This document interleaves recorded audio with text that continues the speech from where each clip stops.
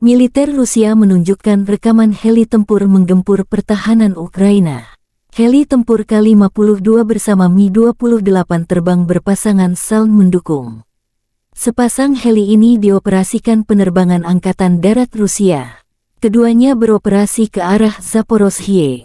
Selama misi tempur, awak helikopter K-52 dan Mi-28 menyerang konsentrasi tenaga kerja dan peralatan angkatan bersenjata Ukraina, menggagalkan upaya musuh untuk menyerang posisi Rusia, demikian keterangan resmi Kementerian Pertahanan Rusia. Helikopter pengintai dan serang K-52 Rusia menetralkan musuh di arah Krasnolimansk. Setelah menerima koordinat target, pilot helikopter serang K-52 memasuki jalur tempur dengan kecepatan sekitar 250 km per jam. Dengan menggunakan sistem rudal anti-tank Viher-M, para kru menyerang kendaraan lapis baja musuh dengan sangat akurat. Untuk menghancurkan tenaga kerja dan target area, seperti benteng musuh, digunakan rudal pesawat S-8 yang tidak terarah, yang peluncurannya dilakukan dengan menggunakan teknik pitching. Selama pekerjaan tempur, awak K-52 menghancurkan kendaraan lapis baja dan benteng nasionalis Ukraina, demikian pernyataan resmi Kementerian Pertahanan Rusia. K-52 merupakan pengembangan lebih lanjut dan versi 2 kursi dari K-50 Hokum yang terkenal. Helikopter serang ini mulai beroperasi dengan Angkatan Darat Rusia dan produksi skala kecilnya dimulai 2008. K-52 adalah salah satu helikopter serang tercepat dan paling bermanuver karena 2 rotor utama yang berputar berlawanan koaksikal. Armor kapal tempur ini tahan terhadap serangan proyektil 23 mm. Pilot duduk di kursi lontar. Kapal tempur ini dipersenjatai dengan meriam 30 mm dan hingga 12 rudal anti-tank Viher. Pesawat ini juga dapat membawa roket terarah dan rudal udara ke udara Igla-V. K-52 dilengkapi dengan sistem manajemen medan perang dan dapat bertukar data dengan helikopter lain, serta sumber pihak ketiga. Helikopter ini juga diperuntukkan sebagai pos komando udara sekelompok helikopter. Ini menyediakan deteksi target dan mengkoordinasikan serangan. Helikopter ini banyak digunakan selama invasi Rusia ke Ukraina sejak 2022. Ada banyak kasus ketika K-52 terkena rudal permukaan ke udara yang diluncurkan dari bahu, namun berhasil melakukan pendaratan terkendali.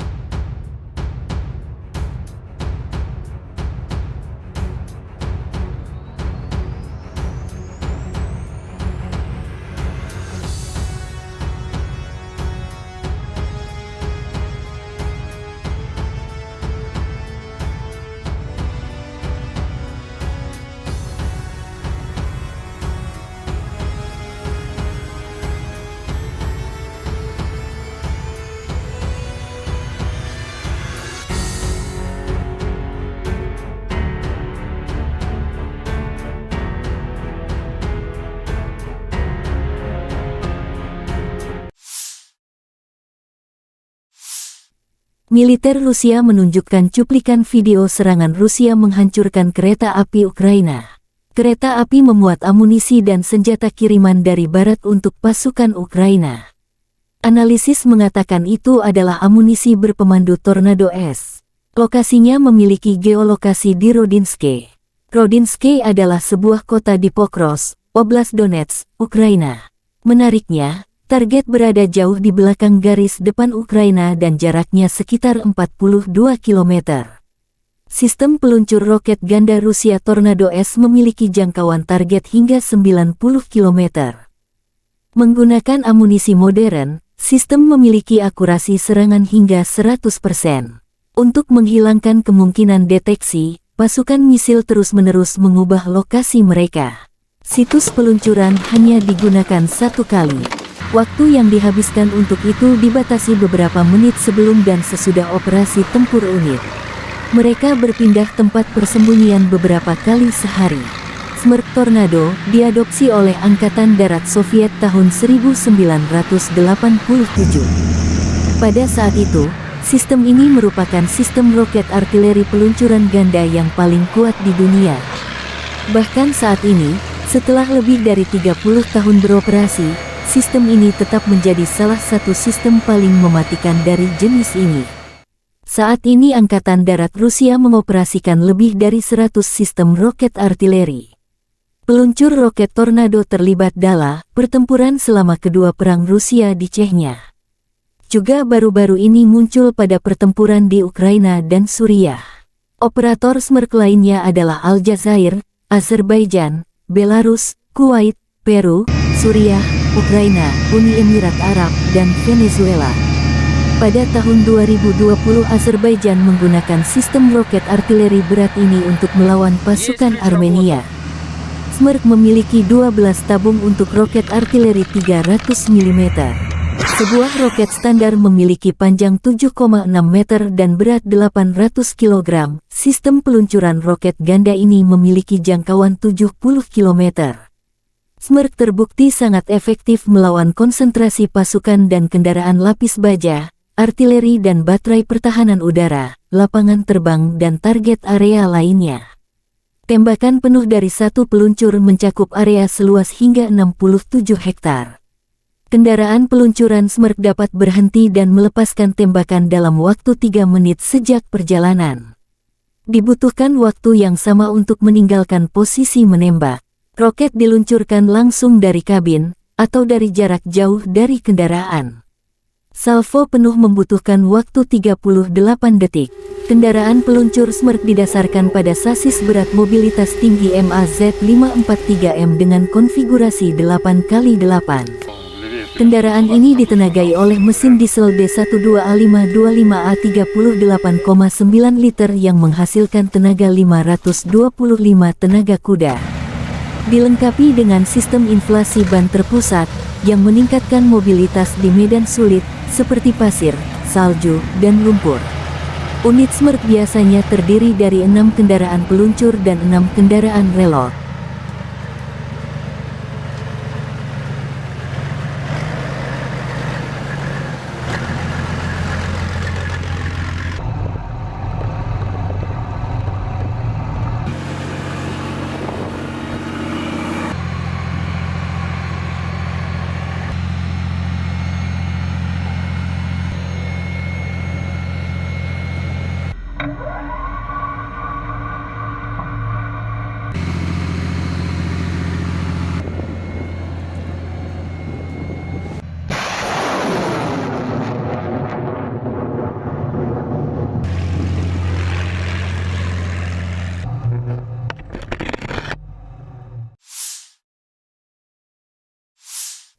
Rekaman kendaraan lapis baja MRAP International Max Pro milik Angkatan Bersenjata Ukraina hancur di bidik. Lapis baja ini sumbangan Amerika Serikat untuk pasukan Zelensky. Max Pro mendapat seragam ATGM di arah selatan Donetsk oleh prajurit pengintai Rusia. Ada juga rekaman kendaraan tempur infanteri M2A2 Bradley Otsa yang terbakar habis dengan peralatan penginderaan jauh BRAT. Bradley ini dalam penguasaan musuh.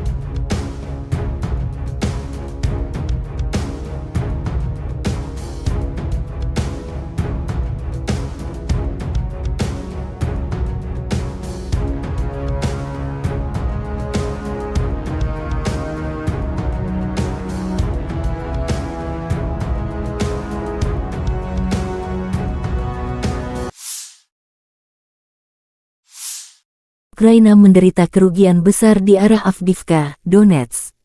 Serangan harian yang dilakukan Angkatan Udara Rusia terhadap posisi Angkatan Bersenjata Ukraina menghancurkan rencana unit Ukraina. Benteng musuh dan titik penempatan sementara diratakan dengan amunisi berpemandu, mengubur tentara dan perwira Ukraina, demikian keterangan video militer Donetsk. Serangan Rusia bertubi-tubi dengan artileri jarak jauh. Serangan dipandu drone pengintai. Avdiivka dalam beberapa bulan terakhir jadi medan pertempuran sengit. Ukraina berusaha merebut wilayah ini sebagai jalan masuk menggempur Bakhmut yang direbut Rusia.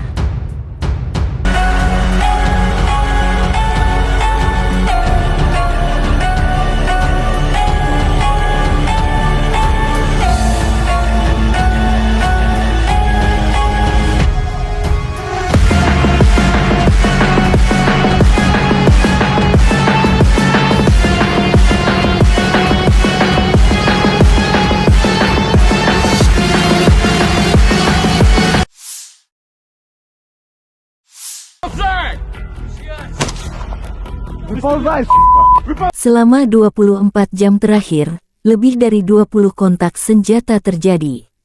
Di arah Liman, pasukan pertahanan Ukraina berhasil menghalau serangan musuh di wilayah Belogorivka, wilayah Donetsk.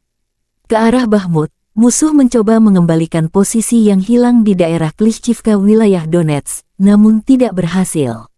Angkatan bersenjata Ukraina melanjutkan serangan mereka di selatan Bakhmut di wilayah Donetsk, menimbulkan kerugian pada musuh dalam hal tenaga dan peralatan, dan mengamankan diri mereka di perbatasan yang telah dicapai. Demikian pernyataan resmi Direktorat Komunikasi Strategis Angkatan Bersenjata Ukraina. Ukraina merilis rekaman prajurit Brigade ke-80 Angkatan Darat Ukraina mendemonstrasikan pembebasan Klishchivka arah Donetsk. Їх привезли, вони сиділи там, от, я розмовляв з ними. Вони кажуть, 4 сутки вже. І вони оттуда не вилазять.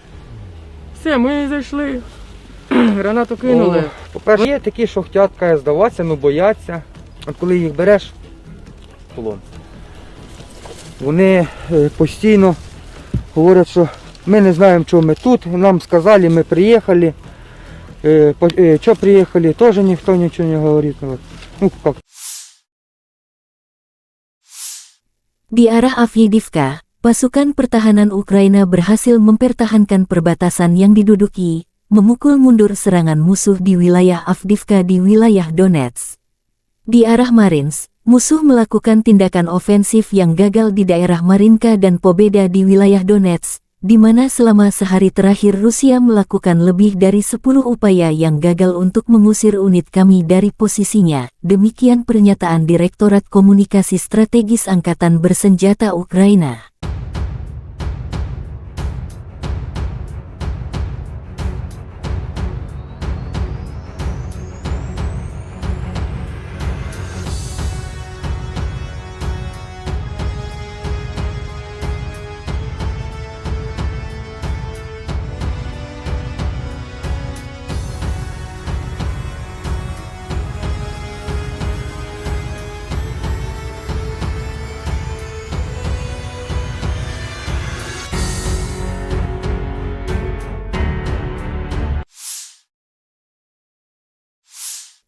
Di arah Melitopol, militer Ukraina melanjutkan operasi ofensif. Pembela kami berhasil menangkis serangan musuh di area Robotini di wilayah Zaporizhia, kata Direktorat Komunikasi Strategis Militer Ukraina. Angkatan Udara Ukraina melancarkan 8 kali serangan di daerah tempat terkonsentrasinya personel, senjata, dan peralatan militer musuh, 2 sistem rudal anti-pesawat, 4 artileri, dan 1 gudang amunisi musuh dihantam oleh unit pasukan rudal.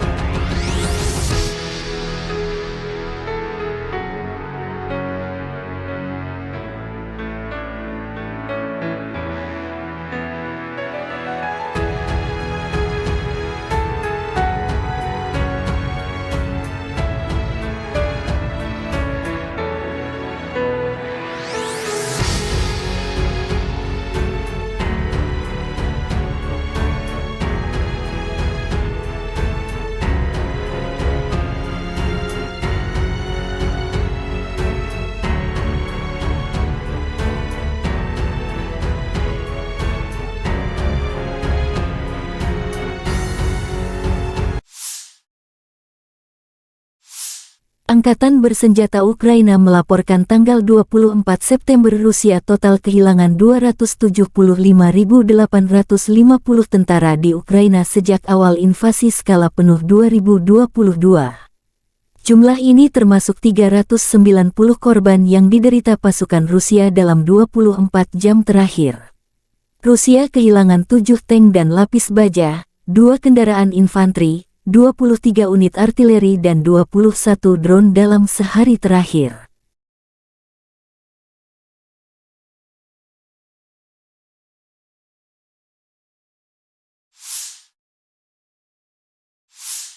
Terpisah, Kementerian Pertahanan Federasi Rusia melansir Angkatan Bersenjata Ukraina secara total kehilangan diantaranya 477 pesawat terbang dan 250 helikopter, 7.082 tank dan lapis baja.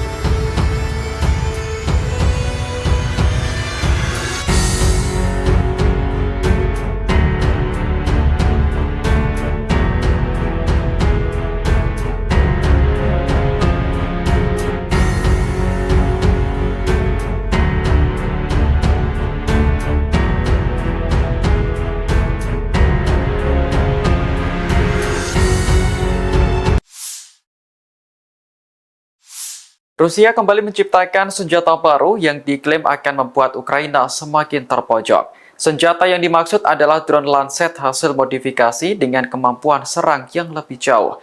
Menurut media militer Amerika Serikat, kemampuan itu dapat menimbulkan ancaman bagi pangkalan udara Ukraina. Amerika Serikat menyarankan Ukraina agar segera mengatur ulang sistem keamanan di pangkalan udara. Selain itu juga mengamankan aset-aset militer seperti roket, howitzer, dan senjata penting lain. Jika tidak, drone Lancet modifikasi Rusia dikhawatirkan akan menyerang pangkalan udara Kiev. Kekhawatiran ini muncul setelah jet tempur MiG-29 Ukraina dihantam drone Rusia pada pekan lalu. Padahal, lokasi jet berjarak 80 km lebih dari posisi pertahanan Rusia. Sementara jangkauan drone Lancet biasanya hanya mencapai 40 km. Hingga akhirnya muncul dugaan bahwa Rusia telah mengembangkan drone tersebut menjadi lebih canggih. Rusia sebenarnya telah menggunakan drone Lancet untuk perang di Ukraina sejak lama. Kehebatan senjata itu juga sudah terbukti karena berhasil menghancurkan target secara presisi, termasuk saat Ukraina meluncurkan serangan balasan pada awal Juni lalu. Rusia menyebut Lancet ikut membuat kemajuan dalam membuat pasukan musuh mundur dari garis depan.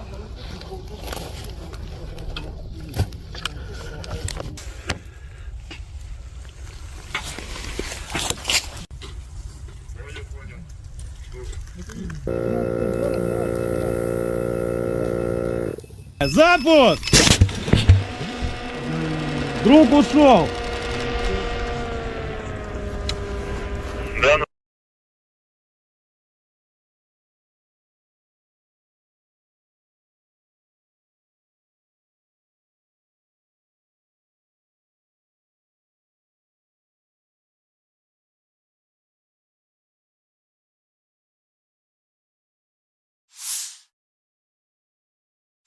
Pasukan Rusia dilaporkan sukses menghancurkan 2 tank Leopard buatan Jerman di zona operasi khusus. Pasukan Rusia menggunakan drone Lancet untuk menghancurkan kendaraan tempur musuh tersebut. Rekaman detik-detik penghancuran tank Leopard beredar luas di saluran Telegram pada Jumat 22 September. Dalam keterangan unggahan disebutkan, kelompok militer barat Rusia menembaki pasukan Ukraina di dekat pemukiman Artemovka di Republik Rakyat Luhansk, Rusia, serta Sinkovka, Berestovskoye, dan Ivanovka di wilayah Kharkov, Ukraina. Kementerian mengklaim musuh telah kehilangan total 20 prajurit, 2 tank Leopard, dan 3 kendaraan lainnya dalam serangan tersebut. Menurut Komandan Brigade, kendaraan tersebut ditemukan pada malam hari dan dihancurkan pada pukul 8 pagi menggunakan UAV Lancet. Kementerian Pertahanan juga melaporkan bahwa kelompok pasukan selatan Rusia berhasil menghalau 4 serangan Ukraina di dekat pemukiman Vodianoye dan Marinka di Republik Rakyat Donetsk. Laporan terbaru kementerian menyatakan bahwa 200 prajurit Ukraina tewas dan terluka dalam serangan tersebut. 2 kendaraan tempur infanteri dan 3 mobil juga hancur. Sementara itu, Ukraina dilaporkan menolak 10 pengiriman tank Leopard 1 dari mitra baratnya. Pasalnya, tank tersebut membutuhkan perbaikan yang besar, sementara Kiev tidak memiliki teknisi dan suku cadangnya. Бредли.